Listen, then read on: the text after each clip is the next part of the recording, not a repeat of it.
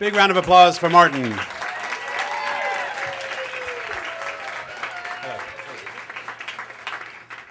Thank you. So I grew up in San Diego, and the first fake ID I got said I was 18 years old. I was 17 when I got it. And it wasn't to buy cigarettes, nothing like that. Living in San Diego, you got Tijuana right there. I wanted to join all my friends to go down south of the border and have fun. We could go drink, run around, go crazy. But for me, there was this mechanical bull. This thing was a prize. It was in this plaza surrounded by pharmacies and all these little billiard pool hall places. And we'd sneak across. We'd park over in the San Diego side, only during the day, because early on we realized people get their shit fucked up when you go there at night. We're like 17 years old. We're not ready for that. We're like, we'll go during the day. So we're kind of wussing out just to start. But we head over there at like noon, and we'd have to cross this bridge. And it would go over these big, murky, running water. It just smelled like sewage, and like these were like, but right after you get past those bridges, you have the plaza, you have the bowl, you have all these people that are just, they see these kids going across there, and they're like, come in and drink beers, free shots of tequila, and it's amazing. So we're getting over the first bridge. Everything's cool. We're real excited. I'm there with my 3 good buddies. We're in a band. So, it goes without saying, we're pretty rad. And which also goes without saying that we didn't look like the toughest dudes. We're kind of like grungy guys. And we get approached by these 2 guys. Right away when I saw them, my friends, I'm from Mexico, so I speak Spanish, little backstory. So whenever we'd go anywhere, I was the translator. I was like, anything happens, I'd be like, step aside, fellas. I got this. And I'd just start talking. Right away, I see these guys eye us out, and I'm like, oh, God, no. Oh, God, no. They're going to say, talk to him, Martine. Why are they approaching us? What are they? Luckily, right away, they say, give us your fucking money, white boys. And I was like, yes! They speak English. I'm off the hook. So right away, I kind of step back a little bit. And I'm like, all right, hopefully someone else will commandeer this. Like, I don't have it in me. And these dudes, they're grown men, At this point, we're thinking we're going to go drink, we're going to go talk to chicks, ride the bull. Like, all of a sudden, we're just 4 little pussies. No one could say anything. We're just like, oh. Right away, one of my friends says, we don't have any money. This was not the first time these guys had robbed people before. Because right away, the guy says, you trying to bullshit me, man? You think white boys come over here with no money? That's bullshit, bro. What are you gonna do? Just hang out? We're like, fuck, they've got us. We're not going to the ATM. Like, we have money, for sure. We're still headed that way.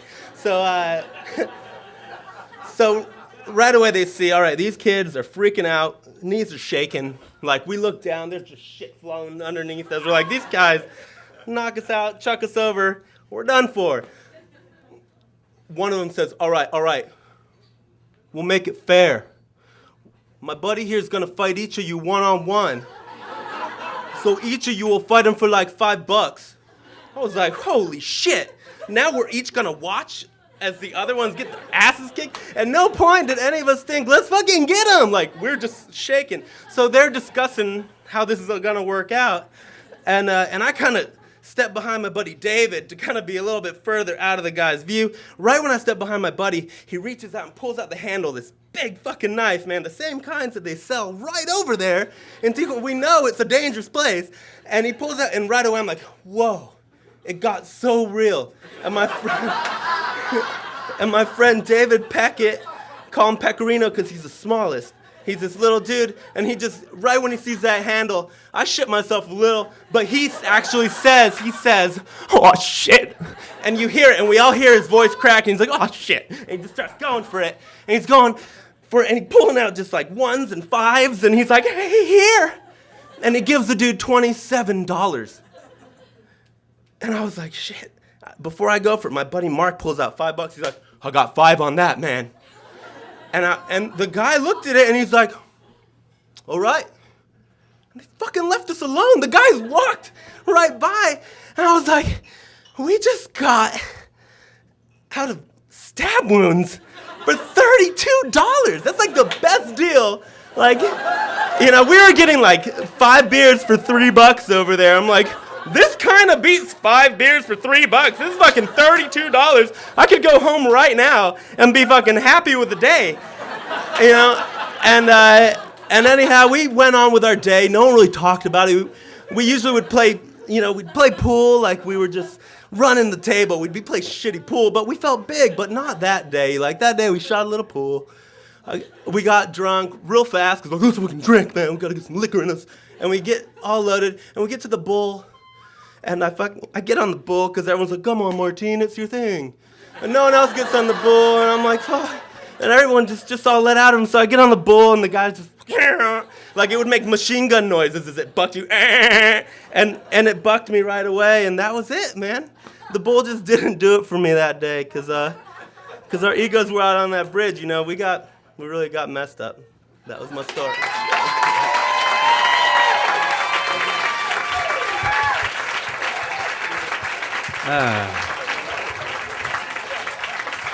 Come on, one more time for Martine.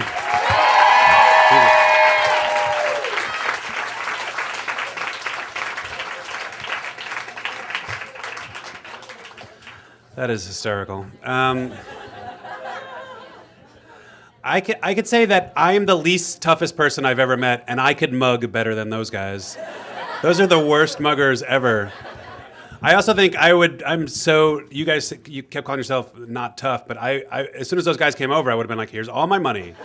Here's my credit card.